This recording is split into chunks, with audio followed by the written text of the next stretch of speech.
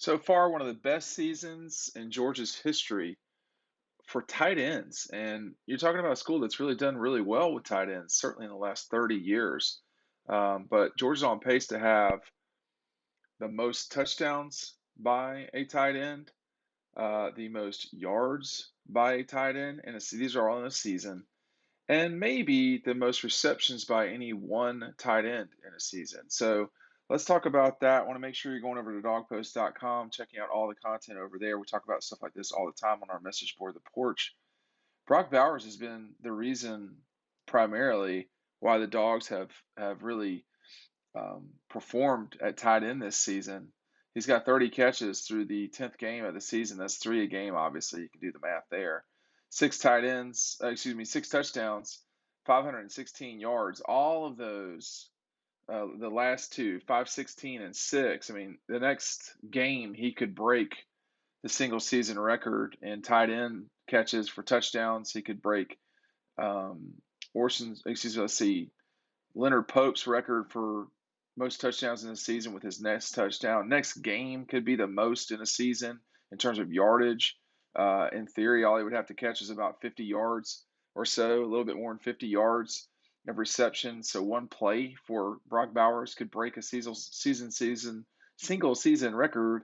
That was Orson Charles's record from 2011 when he had Aaron Murray. I don't know if Brock Bowers is going to catch Shannon Mitchell. 1993, he had 49 catches. One of those, if I'm not mistaken, I didn't look this up ahead of time. One of those was in one, just a huge game against the Gators. I think he had 12 receptions in one game. But when you think about all the great tight ends at Georgia through the years, and there have been quite a few, and you think about this year's group with Darnell, Brock Bowers, John Fitzpatrick, two of those guys are definitely NFL guys for sure. But this season, Georgia's thrown 163 passes, or excuse me, completed 163 passes. 43 of them have gone to the tight ends. Now, that's a lot. Um, particularly for a school where folks tend to complain more than they should that the ball isn't going to the tight end. That's more than a quarter of every completion is to a tight end on this season. That's more than the running backs combined. And that's not a lot fewer than the wide receivers. So, that's about half the amount that the receivers will get. Ladd McConkey and A.D. Mitchell, the two leading pass catchers right now. But a lot of praise going to, the tight ends, a lot of praise to Todd Monken's system, Todd Hartley as well with the recruiting and development of these guys, and then Kirby with the mash them up kind of system that they've got. But think about this group and it being the best season for the tight ends, and it's very possible all these tight ends will be back a season from now. In fact, I would think it'd be probable that would be the case. That's really saying something that could be the strength of your team. Again, I mean, John Fitzpatrick's a junior. There's gonna, I mean, in a season from now, you're gonna have another tight end that you've got who's coming in. I mean, it's just right now, there are five tight ends in the tight end room, and I would say pound for pound, that's the best group at Georgia, and it's really not close. Um, and they've been a severe weapon. I mean, when you think about Brock Bowers against Clemson, opening up that game and really, I don't know what the term would be, flattening them out, making them observe the tight end. Darnell has only played for about half the season, not even that. So there's just no telling where this group can go. And when you're as good as these guys have been for a long time, hey, look, Todd Hartley has been with tight ends at Georgia for a while. I mean, obviously he left, he's got a coaching career. But when he was a GA or when he was a student assistant at Georgia, he worked with David Johnson in that tight end group. But that wasn't the same group that it is today. The legacy of these tight ends. I mean, you had some really good tight ends at Georgia through the years. And I'm just going to go by receptions in a season. Shannon Mitchell, 1993. I mean, he was a hell of a tight end. I mean, he was an exceptional tight end. Orson had 45 in 2011, a smaller tight end, a receiver in many ways. Leonard Pope led the team in 2005 with 39 receptions. That was DJ's senior season, winning the conference championship.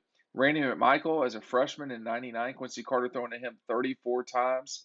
Larry Brown, former sports star, with 31 receptions his senior season, 4-year starter. Javaris Johnson, 31 in '99 with Randy McMichael. I mean, that was a pretty deadly combination, Randy McMichael and Javaris Johnson. Ben Watson, him and Randy McMichael, arguably the best two tight ends that Georgia's had in terms of physical prowess. But Brock Bowers is right up there with him. And then Brock would be right now about in the top 10 on this list already, tied at 30 with Artie Lynch at 2013, his senior season. Isaac Nauta in 2018 with 30, his junior season. Martrez Milner, he had 30 and led the team in receptions his senior season in 2006 with Matthew, Joe, and Joe.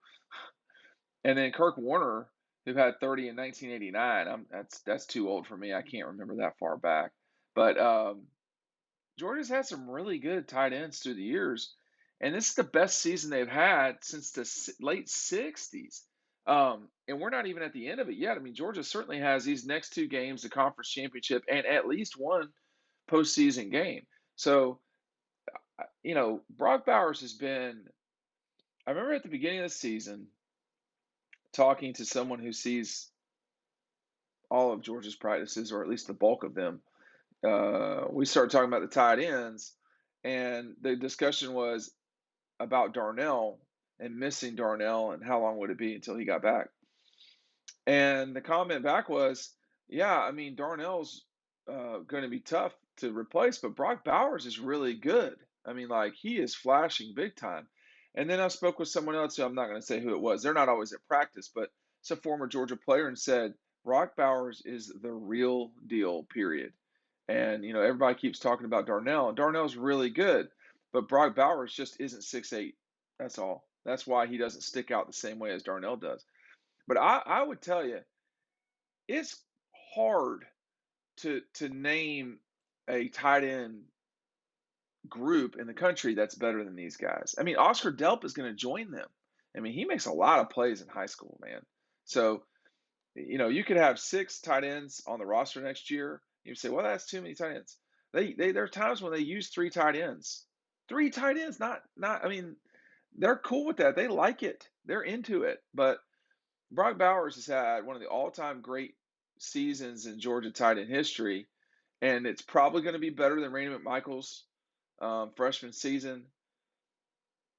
And that he's of the kind of really good tight ends through the years. Those two have had the most productive freshman seasons.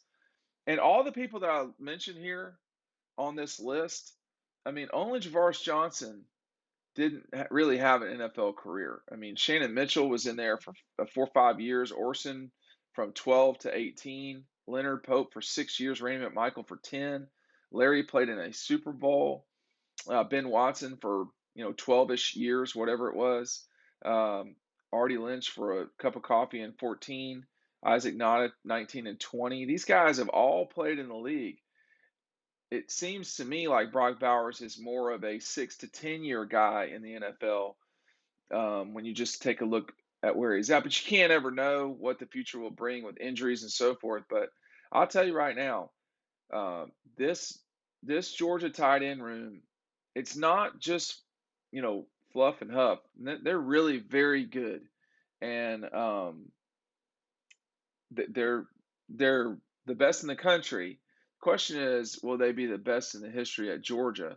And I don't think that's out of the question at all, out of the realm of possibility in any way. Let's talk about it more on dogpost.com. We'll see you over on the website.